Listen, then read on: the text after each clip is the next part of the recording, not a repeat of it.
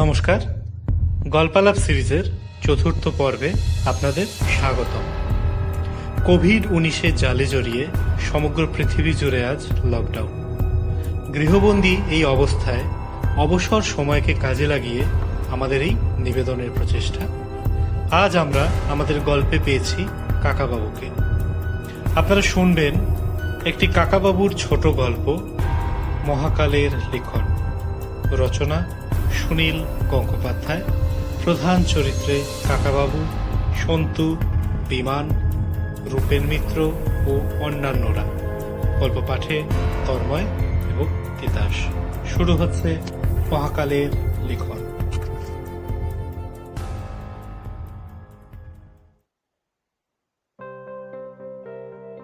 সকালবেলা ব্রেকফাস্ট টেবিলে কাকাবাবু হঠাৎ বলে উঠলেন, কি এগুলো কিসের ডিম?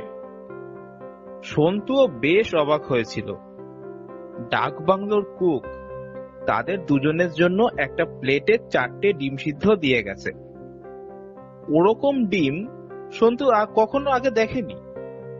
মুরগির ডিমের চেয়েও একটু ছোট, পুরোপুরি গোল, ঠিক পিংপং বলের মতন। প্লেটে সাজানো যেন অবিকল 4টি বল। এক্ষুনি ওগুলো দিয়ে টেবিল টেনিস খেলা যায়। বিমান আগেই ব্রেকফাস্ট খেয়ে এসেছে। সে শুধু 1 কাপ চা নিয়ে বসেছে খানিকটা দূরে। বিমান হাসতে হাসতে বলল, কাকাবাবু, আপনি চিনতে পারলেন না? বাংলোর কুকটি বাঙালি। সে একটু কাচুমাচু হয়ে বলল, স্যার, এখানে হাঁসের ডিম তো পাওয়াই যায় না। মুরগির ডিম চালান আসে, তাও মাঝে মাঝে কম পড়ে, কিন্তু কচ্ছপের ডিম পাওয়া যায় যথেষ্ট। কাকাবাবু বললেন, ছি ছি ছি ছি। বিমান বলল, খেতে কিন্তু খারাপ নয়, আপনারা খেয়ে দেখুন, আমি বলছি ভালো লাগবে। কাকাবাবু বললেন, তুমি আমাকে কচ্ছপের ডিম চেনাচ্ছ বিমান? একসময় কত কচ্ছপের ডিম খেয়েছি, কচ্ছপের মাংসও খেয়েছি। এক একটা কচ্ছপ মারলে তার পেটে অন্তত 14 থেকে 15টা ডিম পাওয়া যায়। এগুলো সরিয়ে নিয়ে যাও, আমি খাবো না। বিমান বলল, এক সময় খেতেন, এখন খাবেন না কেন? আপনারা সহ্য হয় না বুঝি? তাহলে সন্তু খেয়ে নিক। কাকাবাবু বললেন, না, সন্তুও খাবে না। তোমরা জানো না কচ্ছপ মারা নিষেধ? সারা পৃথিবীতেই কচ্ছপের সংখ্যা ক্রমশ কমে যাচ্ছে। আর কিছুদিন পর কচ্ছপ একেবারে নিশ্চিহ্ন হয়ে যেতে পারে। শুধু শুধু এভাবে কচ্ছপের ডিম নষ্ট করার কোনো মানে হয় বিমান? বিমান বলল, তা অবশ্য ঠিক, কিন্তু এগুলো তো সেদ্ধই হয়ে গেছে, এগুলো খেয়ে নিন, এগুলো থেকে তো আর বাচ্চা বেরোবে না। কাকাবাবু বললেন, তবুও খাওয়া উচিত নয়। তুমি যদি ভাবো এই ডিমগুলো তো আমি নিয়ে আসিনি, আমি সেদ্ধও করিনি, সুতরাং আমার খেতে দোষ কি? তাহলে অন্য লোক আরো বেশি করে এই ডিম ধরবে, বাজারে এনে বিক্রি করবে। সেই জন্য একদম খাওয়া বন্ধ করে দিতে হবে। যাও যাও, ডিম নিয়ে যাও, আমরা শুধু টোস্ট আর চা খাবো। বাংলোর কুকটি বলল, আপনি বললেন স্যার কচ্ছপ কমে যাচ্ছে, কিন্তু এদিকে অনেক কচ্ছপ পাওয়া যায়। ওরা সমুদ্রে থাকে, কিন্তু ডিম পাড়বার সময় উপরে উঠে আসে।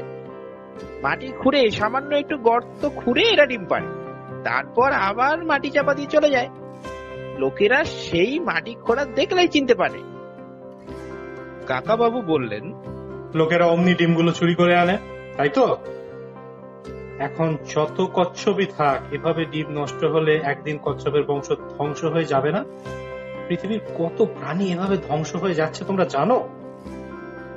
বিমান বলল, আরে কচ্ছপ মারাও যে খুব সোজা, একবার ধরে উল্টে দিতে পারলেই হলো, ওরা নিজে থেকে সোজা হতে পারে না। কাকাবাবু বললেন, নিরীহ প্রাণী বলেই একসময় সাহেবরা হাজার হাজার কচ্ছপ মেরে ফেলেছে। ভারত মহাসাগরে এমন অনেক দ্বীপ ছিল যেখানে লক্ষ লক্ষ কচ্ছপের বাসা ছিল। এক একটা দ্বীপে যখন সাহেবদের জাহাজ নেমেছে, তখন খেলার ছলে তারা যত ইচ্ছে কচ্ছপ মেরেছে। বিমান বলল, আরে সাহেবরা তো সর্বভূ, কচ্ছপের মাংস নিশ্চয়ই ওরা খায়। কাকাবাবু বললেন, টার্টল স্যুপ তো অনেকেরই প্রিয়, কিন্তু খাবার জন্য নয়। বললাম না, খেলার জন্যও মেরেছে। একদিনে কি হাজার হাজার কচ্ছপ খাওয়া যায় বিমান? মজা করার জন্য, স্রেফ মজা করার জন্য জাহাজের খালাসিরা কচ্ছপগুলোকে ধরে ধরে উল্টে দিত। কে কটা পারে তার প্রতিযোগিতা হতো আর কি। তারপর ওরা জাহাজ নিয়ে চলে যেত। দিনের পর দিন হাজার হাজার কচ্ছপ এভাবে অসহায় হয়ে চিত হয়ে পড়ে থাকতো। দৃশ্যটা একবার ভাবো। তারপর তারা আস্তে আস্তে শুকিয়ে মরে যেত। সন্তু বলল। বিমান বলল, চলুন কাকাবাবু, এবার আমাদের বেরোতে হবে। কাকাবাবু চায়ের কাপে শেষ চুমুক দিয়ে উঠে দাঁড়ালেন। ডাইনিং রুম ছেড়ে সবাই চলে এলো বাইরে। একটা ঝকঝকে নতুন জিপসি গাড়ি অপেক্ষা করছে ওদের জন্য। উর্দি পরা ড্রাইভার দরজা খুলে দিল। কাকাবাবু জোরে একবার শ্বাস টেনে বললেন, এখানকার বাতাস কি পরিষ্কার, চমৎকার টাটকা গন্ধ। এইটুকু রাস্তা আর গাড়িতে গিয়ে কি করব, চলো বরং হেঁটেই যাই। বিমান বলল, হাঁটতে অসুবিধা হবে না আপনার? কাকাবাবু হেসে বললেন, না হে, এই ক্রাশ নিয়ে আমি মাইলের পর মাইল হাঁটতে পারি। চলো চলো। রাস্তাটা ঢালু হয়ে নেমে গেছে সমুদ্রের দিকে।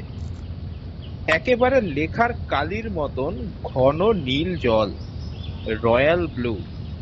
খুব কাছেই একটা দ্বীপ, সবুজ গাছপালায় এমন ভর্তি যে এখান থেকে মনে হলো 1 ইঞ্চিও জায়গা যেন খালি নেই। এমন নিবিড় জঙ্গল সন্তু আর কখনো দেখেনি। সন্তু এই দ্বিতীয়বার এসেছে আন্দামান। পোর্ট ব্লেয়ার শহরটা তার বেশ চেনা লাগছে। মনটা বেশ খুশি খুশি লাগছে তার। এখানকার সমুদ্র অন্যরকম। দীঘা কিংবা পুরীর সঙ্গে কোনো মিল নেই। তীরের কাছে জল একটুও ঘোলা নয়, এক্কেবারে স্বচ্ছ। একটুক্ষণ তাকিয়ে থাকলেই মাছের ঝাঁক দেখা যায়। মোটর লঞ্চটাও রেডি হয়ে আছে। ওপরের ডেকে রেলিং এ হেলান দিয়ে দাঁড়িয়ে আছেন এর মালিক রূপেন মিত্র। কাকাবাবুদের দেখে 2 হাত জুড়ে নমস্কার করে বললেন, আসুন আসুন মিস্টার রায়চৌধুরী, আমরা ঠিক 9টার সময় স্টার্ট করব, কেমন? লঞ্চটা মাঝারি আকারের, নিচে 4খানা ক্যাবিন, অনায়াসে 8 জন লোক শুতে পারে।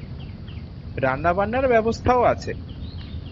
একসঙ্গে বেশ কয়েকদিন সমুদ্রের বুকে ঘুরে বেড়ানো যায়। রূপেন বাবুদের ঝিনুক আর মাদার অফ পার্লের ব্যবসা। আন্দামান দ্বীপপুঞ্জের কাছাকাছি সমুদ্রের ঝিনুকের অন্ত নেই। কত রকম ঝিনুক, মাঝে মাঝে শঙ্খও উঠে আসে। মাদার অফ পার্ল দিয়ে মেয়েদের গয়নার লকেট তৈরি হয়। এবার অবশ্য এই লঞ্চে ঝিনুক তুলতে যাওয়া হচ্ছে না। বিমান একজন বিমান চালক, তার নামের সঙ্গে কাজের খুব মিল। সে ইন্ডিয়ান এয়ারলাইন্সের পাইলট। মাঝে মাঝেই তাকে আন্দামানে আসতে হয়। রূপেন মিত্তিরদের সঙ্গে তার খুব ভাব। বিমানই কাকাবাবুদের এখানে বেড়াতে আসার ব্যবস্থা করে দিয়েছে। ওপরের ডেকে কয়েকটা চেয়ার পাতা আছে, সবাই বসলো সেখানে। লঞ্চটা বন্দর ছেড়ে ছুটে চলল গভীর সমুদ্রে। পাশ দিয়ে মাঝে মাঝেই অন্য লঞ্চ যাচ্ছে, সেগুলোতে যাত্রী ভর্তি। এখানে এক দ্বীপ থেকে অন্য দ্বীপে যেতে হলে লঞ্চ ছাড়া উপায় নেই। কাকাবাবু জিজ্ঞেস করলেন, আচ্ছা, আমরা তাহলে কোন দিকে যাব? রূপেন বাবু বললেন, আমরা যাব রঙ্গত আইল্যান্ডের দিকে। পথে অবশ্য আরো অনেক দ্বীপ পড়বে। বিমান বলল, এখানে কত যে দ্বীপ, অনেক দ্বীপের কোনো নামই নেই কাকাবাবু। আরে আপনি তো জানেন, আপনি তো এদিকটা ভালো করে ঘুরেছেন। কাকাবাবু দুদিকে মাথা নাড়লেন। বিমান আবার বলল, জানেন রূপেন বাবু, একবার কাকাবাবু আর সন্তু একেবারে হিংস্র জানোয়ারদের মধ্যে গিয়ে পড়েছিলেন। রূপেন বাবু বললেন, "আহ, তাই নাকি? যে দ্বীপটায় জারোয়া উপজাতি থাকে আমরা তো সেটা এড়িয়ে চলি, কাছেই যাই না। আপনি গেলেন কি করে মশাই? ওরা আপনাদের মেরে ফেলার চেষ্টা করেনি?" কাকাবাবু মৃদু হেসে বললেন, সে এক লম্বা গল্প। এখানে বেড়াতে এসেছি, এখন সেসব কথা থাক। আচ্ছা রূপেন বাবু, আপনি কি নিজের চোখে মারমেড দেখেছেন? রূপেন বাবু বললেন, না, আমি দেখিনি। আমি লঞ্চে করে এখানকার সমুদ্রে অনেক ঘুরেছি, বড় বড় তিমি দেখেছি। হাঙরের ঝাঁক তো যখন তখন দেখতে পাওয়া যায়।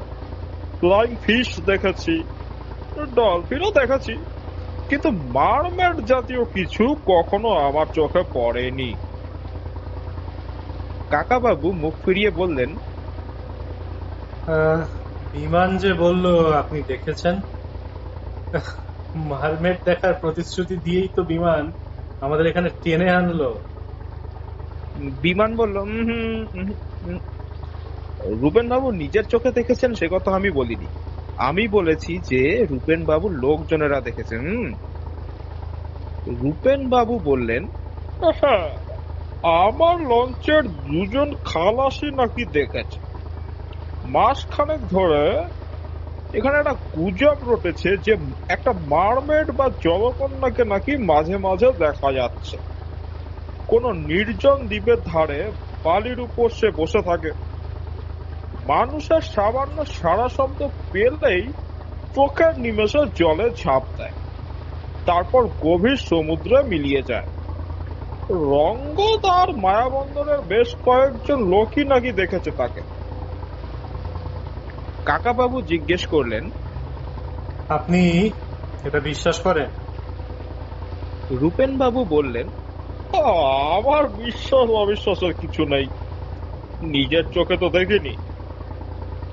কাকাবাবু আবার জিজ্ঞেস করলেন, আচ্ছা, যারা দেখেছে তারা মারমেডটিকে কেমন দেখতে বলেছে?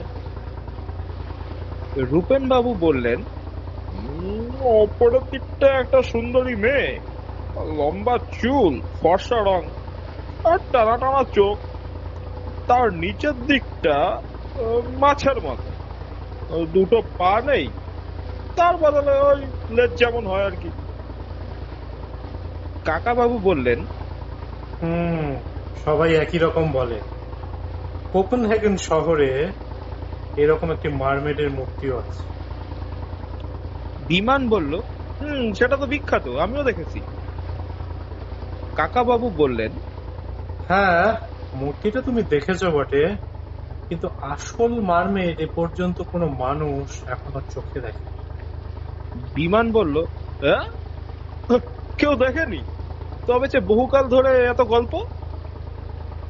কাকাবাবু বললেন, হুম, সবই গল্প বিমান, মানুষের কল্পনা, কোনো প্রমাণ আপাতত নেই। মাঝে মাঝে ওই গুজব ওঠে, কিন্তু আজ পর্যন্ত কেউ ছবি তুলতে পারে। সন্তু বলল, আমি ক্যামেরা এনেছি, সত্যি যদি একটা মারমেড দেখতে পাই তাহলে ফটাফট ছবি তুলব। তাহলে সেটা একটা বিরাট আবিষ্কার হবে, তাই না? কাকাবাবু বললেন, তা হবে, কিন্তু বেশি আশা করিস নে। বেশি আশা করলে বেশি নিরাশ হতে হয়। সমুদ্রে ওরকম কোনো প্রাণী থাকতে পারে না। বিমান অবিশ্বাসের সুরে বলল, থাকতে পারে না? এ কথা কি করে বললেন? সমুদ্রে এখনো কত রকম রহস্যময় প্রাণী আছে, মানুষ কি সব জানে? কাকাবাবু বললেন, রহস্যময় প্রাণী থাকতে পারে, কিন্তু যে প্রাণীর উপরের দিকটা মানুষের মতো, তার হার্ট আর লাংস তো মানুষের মতনই হবে, সে বেশিক্ষণ জলে ডুবে থাকবে কি করে? তবে অন্য দুটি প্রাণীর সন্ধান পাওয়া গেছে, তাদের দেখে অনেকে মানুষ বলে ভুল করে। সন্তু জিজ্ঞেস করলো। মানুষের মতো প্রাণী? কাকাবাবু বললেন, মোটেই মানুষের মতো নয়, একেবারে জলজন্তু বলতে পারিস। একটির নাম মানাটি, আরেকটির নাম ডুডং। এরা বিরাট বিরাট প্রাণী, এক একটির ওজন প্রায় 1 টন। তিমি মাছ যেমন জলের উপর মুখ ভাসিয়ে নিঃশ্বাস নেয়, তেমনি মানাটি আর ডুডংরাও প্রায় জলের উপর মুখখানা ভাসিয়ে রাখে। বহুকাল ধরেই গভীর সমুদ্রের নাবিকরা এদের দেখেছে। এদের মুখের সঙ্গে মানুষের মুখের কিছুটা মিল আছে। একটু থেমে অনেকখানি চওড়া করে হেসে কাকাবাবু আবার বললেন, মেয়েরা তো জাহাজের নাবিক হয় না, নাবিকরা সবাই পুরুষ। সেই জন্য মানুষের মুখের সঙ্গে কিছুটা মিল আছে এমন প্রাণী দেখেই নাবিকরা তাকে কোনো মেয়ে বলে মনে করে। সেই থেকেই জলকন্যার কাহিনী চালু হয়েছে। সন্তু জিজ্ঞেস করলো, মানাটি আর ডুডং কেমন দেখতে? কাকাবাবু বললেন, আমি নিজে চোখে দেখিনি, তবে ছবি দেখেছি কয়েকজন বৈজ্ঞানিক দেখে লিখেছেন যে ওদের মুখ বিশ্রী রাগী বুড়োর মতো, সাধারণ মানুষের মুখের চেয়ে একটা বড়।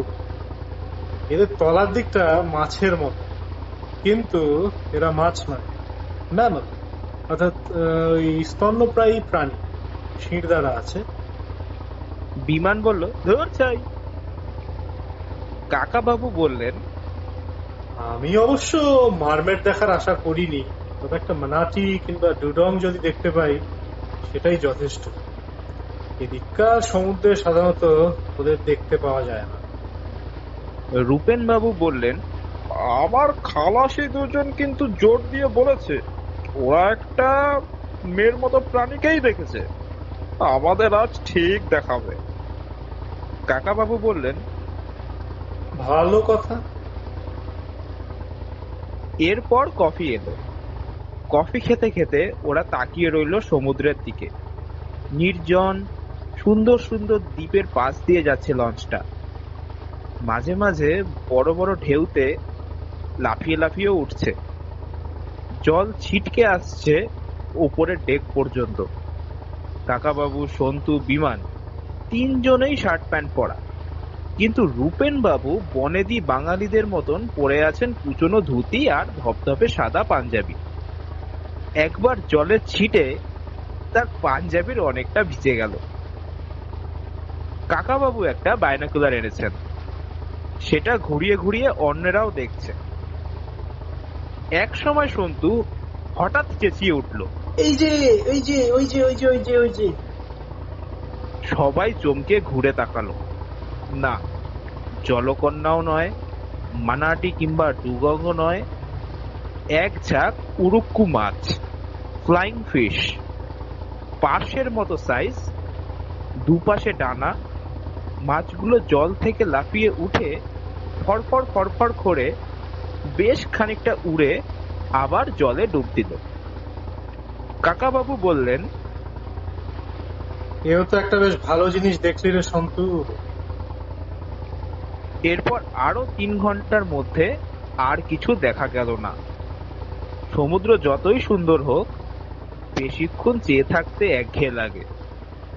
লঞ্চের ভটভট ভটভট শব্দটাও বিরক্তিকর।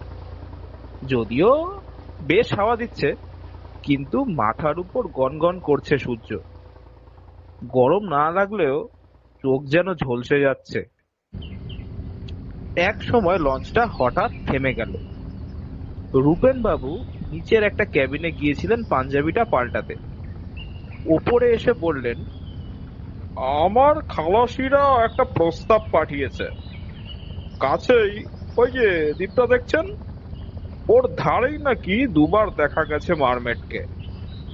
এখানে অপেক্ষা করলে তার দেখা মিললেও মিলতে পারে, কিন্তু লঞ্চের শব্দ শুনলেই সে পালাবে। একটা নৌকা করে আমরা ওই দ্বীপটায় গিয়ে অপেক্ষা করতে পারি। দুপুরের খাবারও তো সময় হয়েছে, ওখানে গিয়েই আমরা না হয় খেয়ে নেবো। কাকা বাবু বললেন, চমৎকার আইডিয়া। জলকন্যা কিংবা বিরাট কোনো জলজন্তু দেখা যাক বা না যাক, নতুন একটা দ্বীপে পিকনিক তো হবে, সেটাই হোক। বিমান সভায় বলল, "উম, কিন্তু এই দ্বীপে আবার জারোয়ারা থাকে না তো?" রূপেন বাবু বললেন, না না, দেখছো না ছোট্ট দ্বীপ, চারপাশেই তো দেখা যাচ্ছে। আন্দামানের জঙ্গলে বাঘ ভাল্লুক থাকে না, নির্ভয় ঘোরা যাবে। সন্তু জিজ্ঞেস করলো, আচ্ছা, এই দ্বীপটার নাম কি? রূপেন বাবু বললেন, তা তো জানি না বাবা, বোধ হয় কোনো নামই নেই। এখানকার অনেক দ্বীপ শুধু নম্বর দিয়ে চেনানো হয়। সন্তু বলল, আমি এই দ্বীপটার নাম দিলাম মারমেড আইল্যান্ড। লঞ্চের গায়ে বাঁধা রয়েছে একটা ডিঙি নৌকো, সেটা ভাসানো হলো জলে। মিনিট 10 মধ্যেই ওরা পৌঁছে গেল ছোট দ্বীপটায়। দ্বীপটা একেবারে সুন্দর আঁকা একটা ছবির মতন। তীরের কাছে মিহি সাদা বালি ছড়ানো, তারপর নানান রঙের নুড়ি পাথর, তারপর গাছপালা। তবে এখানকার জঙ্গল খুব ঘন নয়, বোধহয় কখনো কখনো সমুদ্র ফুলে ওঠে, পুরো দ্বীপটা ডুবিয়ে দেয়। ঘাস কিংবা ঝোপঝাড়ও কিছুই নেই, বড় বড় গাছ আর মাঝে মাঝে ফাঁকা জায়গা। তীর থেকে খানিকটা ভেতরে চলে এসে সন্তু দেখতে পেল একটা গোল মতো পাথরের ঢিবি। সন্তু জুতো খুলে তড়তড় করে সেটার উপরে উঠে গেল। তারপর আনন্দে চেঁচিয়ে বলল, এই জায়গাটা সবাই মিলে বসলে খুব ভালো হয়। এখান থেকে সব দিকে সমুদ্রটা দেখা যাচ্ছে। কাকাবাবু পাথরটার গায়ে হাত দিয়ে বললেন, বেশ পিছল, আমি আর ঘোড়া পানি উপরে উঠবো না। বিমান ও জুতো খুলে উঠে গেল ওপরে। ওই ঢিবিটা 1 তলা সমান উঁচু। এখানে খুব বড় গাছ নেই বলে অনেক দূর পর্যন্ত দেখা যায়। বিমান বলল, বাহ, এরকম জায়গায় একটা বাড়ি বানাতে পারলে গ্র্যান্ড হতো। বেশ নিজস্ব একটা দ্বীপ, তাতে একটাই বাড়ি থাকবে। কাকা বাবু বললেন, আচ্ছা, আমি বরং সমুদ্রের ধার দিয়ে দ্বীপের চারপাশটা একবার ঘুরে আসি। কাকা বাবু আড়ালে চলে যেতেই বিমান একটা সিগারেট ধরালো। কাকা বাবুর সামনে সে সিগারেট খায় না কখনো। ছোট নৌকোটাও লঞ্চের দিকে ফিরে যাচ্ছে খাবার দাবার আনতে। লঞ্চটা স্টার্ট বন্ধ করে দিয়েছে, এখন ভাসতে ভাসতে এদিকেই যেন সরে আসছে। সন্তু আর বিমান গল্প করছে, হঠাৎ চমকে উঠল দুজনেই। পাথরটা একবার কেঁপে উঠল না? মাটি কাঁপছে। ওরা পরস্পরের চোখের দিকে তাকিয়ে আছে। কোনো কথা বলবার আগেই আবার পাথরটা কেঁপে উঠল, এবার বেশ জোরে। এবার বিমান চিৎকার করে উঠল, ভূমিকম্প, ভূমিকম্প! সন্তু সারাত করে পাথরটা থেকে গড়িয়ে নেমে চেঁচিয়ে বলল, কাকা বাবু সাবধান, ভূমিকম্প হচ্ছে। সন্তুর ধারণা হলো ভূমিকম্পে দ্বীপটার মাঝখানটা ফেটে দুভাগ হয়ে যাবে, তারপর সব শুদ্ধ ডুবে যাবে সমুদ্রে। কাকাবাবু জলের ধারে গিয়ে দাঁড়িয়েছিলেন, পিছিয়ে এলেন খানিকটা। সন্তু আর বিমান দুজনেই চেঁচাচ্ছে। তিনি ওদের কাছে এসে বললেন, কি কি হয়েছে? কোথায় ভূমিকম্প? আমি তো কিছু টের পেলাম না। রূপেন বাবু এসে বললেন, কই, আমিও তো কিছু বুঝিনি। বিমান বলল, পাথরটা দুবার জোরে কেঁপে উঠল। সঙ্গে সঙ্গে সন্তু চোখ বড় বড় করে সাংঘাতিক বিস্ময়ে বলল, একই একই। ওদের চোখের সামনে পাথরের ঢিবিটা দুলতে শুরু করেছে আর একটু একটু এগোচ্ছে, ঠিক জীবন্ত কোনো প্রাণীর মতো। ভয় পেয়ে সবাই ছিটকে দূরে সরে গেল। বিমান বলল, ওরে বাপ রে, এটা কোনো বিরাট জন্তু নাকি? রূপেন বাবু এক দৌড় মেরে জলের ধারে গিয়ে তার খালাসিদের ডেকে বলতে লাগলেন, ওরে রঘু, ওরে রতন, মানসিং, শিগগিরই লঞ্চটা নিয়ে এসো। প্রকাণ্ড জানোয়ার, মেরে ফেলবে রে, মেরে ফেলবে। পাথরের ঢিবির মতো প্রাণীটা কিন্তু একটু একটু নড়তে লাগলো, শুধু ওদের দিকে তেড়ে এলো না। কাকাবাবু সাহস করে একটু এগিয়ে এসে একটা ক্রাঁচ দিয়ে পাথরটার গায়ে একটু ঘষলেন। সেটার ওপরে শ্যাওলা জমে আছে, একটুখানি খসে গেল। কাকাবাবু বললেন, এটা তো মনে হচ্ছে একটা কচ্ছপ। বিমান বলল, হ্যাঁ, এত বড় কচ্ছপ, তা হতে পারে নাকি? কাকাবাবু বললেন, দাঁড়াও দেখি, কচ্ছপ বলে নিশ্চয় একটা মুখ থাকবে, মুখটা দেখলেই বোঝা যাবে। কাকাবাবু প্রাণীটার চারপাশে ঘুরতে লাগলেন। বেশি খুঁজতে হলো না। একটা গাছের আড়াল থেকে ঝাটাং করে বেরিয়ে এলো তার গলা আর মুখ। হাতির সুরের মতো মোটা, ক্রিকেট বলের সাইজের দুটো চোখ যেন বেরিয়ে আসতে চাইছে, দেখলেই বুক কেঁপে ওঠে। কাকাবাবু তবু ভয় পেলেন না। তিনি বললেন, মুখটা দেখে পরিষ্কার বোঝা যাচ্ছে এটা কচ্ছপ। সমুদ্রে অনেক বড় বড় কচ্ছপ থাকে বটে, কিন্তু এত বড় কচ্ছপ যে হতে পারে তা কখনো শুনিনি। সন্তু বলল, কাকাবাবু, আর আর এগিয়েও না। কাকাবাবু বললেন, কচ্ছপ যখন তখন ভয়ের কিছু নেই। এটা নিরীহ প্রাণী, মানুষকে তেড়ে এসে কামড়ায় না। এর মধ্যে রূপেন বাবুর চেঁচামেচি শুনে লঞ্চটা হুইসেল দিতে দিতে চলে এলো এদিকে। লাঠি লোহার রড নিয়ে নেমে এলো ৬-৭ জন খালাসি। হই হই করে কাছে এসে বলল, জানোয়ার কোথায়? কোথায়? কোথায় জানোয়ার? কোথায়? কোথায় জানোয়ার? কোথায়? এত বড় একটা কচ্ছপ দেখে তাদেরও চক্ষু ছানা বড়া। একজন বলল, পাহাড়ের মতো কচ্ছপ দেখছি, স্বপ্ন দেখছি না তো?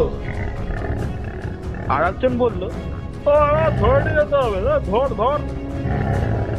রূপেন বাবুও এখন খানিকটা ধাতস্থ হয়েছেন। তিনি এবার খুব উৎসাহের সঙ্গে বললেন, হ্যাঁ হ্যাঁ, এটাকে পোর্ট ব্লেয়ার নিয়ে যাব, তারপর কলকাতায় নিয়ে যাব। এরকম কচ্ছপ কেউ কখনো দেখেনি। তারপর বিলেত আমেরিকায় পাঠাবো। এবার এটাকে উল্টে দাও, উল্টে পাগুলো বাঁধো। কিন্তু এত বিরাট কচ্ছপকে উল্টে দেওয়া সহজ নাকি? কচ্ছপটা তার মুন্ডুটা এদিক ওদিক ঘোরাচ্ছে। একজন বলল, ওই সাবধান, কচ্ছপের মুখের কাছে গেলে কামড়ে দেবে। হাত কিংবা পা কামড়ে ধরলে মেঘ না ডাকলে এরা ছাড়ে না। ওর মুখটাকে আগে আটকাতে হবে। একজন একটা লোহার রড বাড়িয়ে দিল কচ্ছপটার মুখের দিকে। কচ্ছপটা সেটা সঙ্গে সঙ্গে কামড়ে ধরে দুটো ঝটকা মারতেই রডটা ভেঙে দু টুকরো হয়ে গেল। রূপেন বাবু দূর থেকেই এক লাফ দিয়ে বললেন, বাপরে, তাদের কি জোর বাবা! রঘু নামের একজন খালাসি বলল, হ্যাঁ, আমি কচ্ছপ ধরার কায়দা জানি। একটা শক্ত নাইলনের দড়ি চাই। একজন দড়ি আনতে ছুটে গেল।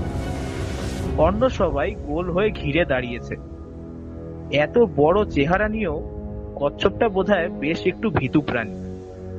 সে দৌড়ে পালাবারও চেষ্টা করলো না, কাউকে তেড়ে কামড়াতেও এলো না। রঘু নাইলনের দড়িটা পেয়ে একটা ফাঁস তৈরি করলো। তারপর সেটা ছুড়ে দিল কচ্ছপটার মুখের দিকে। 2-3 বারের চেষ্টায় ফাঁসটা জড়িয়ে গেল তার গলায়। দুজন খালাসি দুদিক থেকে টান মারতেই সেটা আঁট হয়ে গেল। কয়েক ফোঁটা জল গড়িয়ে পড়ল তার দু চোখ দিয়ে। সন্তু বলল, কচ্ছপটা বোধহয় খুব বুড়ো। কাকাবাবু বললেন, শুনেছি ওরা বহুদিন বাঁচে। এর বয়স কয়েকশো বছর হলেও আশ্চর্যের কিছু নেই। রঘু বলল, এবার সবাই মিলে হাত লাগিয়ে ওকে উল্টে দিতে হবে। সবাই কাছে এসে হাত লাগাবার আগেই কচ্ছপটার পিঠটা কেঁপে উঠল কয়েকবার। ওর পিঠে কিছু কিছু মাটির চাপড়া ছিল, তা খসে গেল। তখন দেখা গেল তার পিঠে অনেক হিজিবিজি দাগ। সন্তু বলল, কাকাবাবু দেখুন, দেখুন ওই দাগগুলো, মনে হচ্ছে এক জায়গায় বাংলার ও লেখা আছে। কাকাবাবু বললেন, ঘরের দেওয়ালে জল পড়ে নোনা ধরলে অনেক সময় এরকম মনে হয়। ও নয় রে, আ। পাশের দাগটা ঠিক আকারের মতো। বিমান রূপেন বাবুরাও ঝুঁকে এসেছেন দেখতে। বিমান বলল, তার পাশেই তো র, কেউ যেন লিখেছে আর।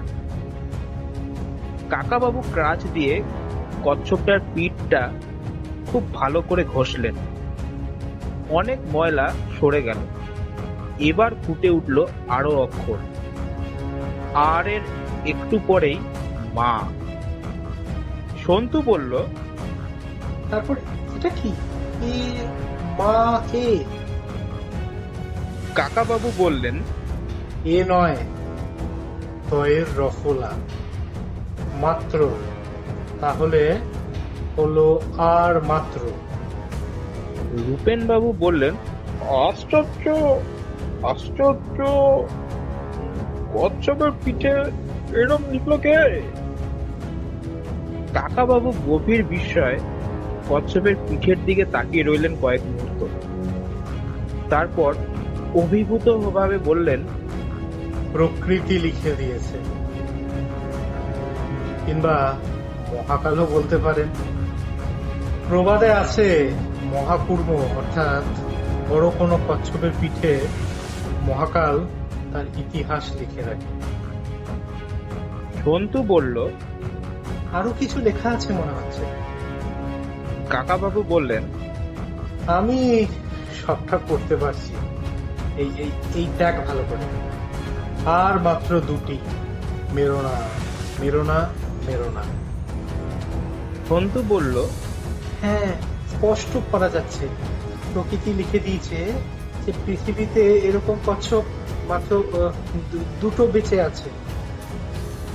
বিমান বলল, কি বলছিস? প্রকৃতি কিংবা মহাকাল বাংলায় লিখবে? ধ্যাৎ। কাকাবাবু বললেন, মহাকাল কখন কোথায় কোন ভাষায় লেখেন তার তুমি কি জানো হে? কথাগুলো যে লেখা রয়েছে তা তো সত্য। কচ্ছপটা নিজেই পিঠ ঝাঁকিয়ে আমাদের দেখিয়ে দিল।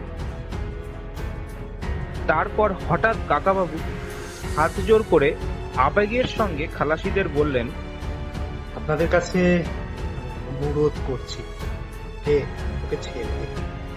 বন্দি অবস্থায় যদিও মরে যায়, তাহলে পৃথিবী থেকে এই কচ্ছপ একেবারে নিশ্চিহ্ন হয়ে যাবে। ওকে ধ্বংস করার কোনো অধিকার আমাদের নেই। খালাসিরা চুপ করে দাঁড়িয়ে রইল। রূপেন বাবু বললেন, ওরে বাপ রে বাপ, জন্মে কখনো এমন দেখিনি। ভগবান নিজে লিখে দিয়েছেন ওকে মেরো না। তো ওকে বন্দি করলে আমাদের মহা পাপ হবে। তিনি সাক্ষাৎ কুর্ম অবতার। ছেড়ে দে, ছেড়ে দে ওকে, শিগগির ছেড়ে দে। খালাসিরা এবার ফাঁস খুলে নিল ওর গলা থেকে। কাকাবাবু সবাইকে দূরে সরে যেতে বলল। সকলে ষাঁড় বেঁধে কচ্ছপটার পিছনে গিয়ে দাঁড়ালো। কচ্ছপ এবার থপ থপ করে এগোতে লাগলো জলের দিকে। রূপেন বাবু হাত জোর করে বললেন, জয় বাবা পূর্ণ অবতার, আমাদের দোষ নিও না। তার দেখা দেখি অন্য খালাসিরাও নমস্কার করল। কচ্ছপটা জলের কাছাকাছি গিয়ে একবার মুখটা ফিরিয়ে ওদের দেখল, তারপর প্রবল আলোড়ন তুলে মিলিয়ে গেল নীল সমুদ্রের জলরাশির মধ্যে।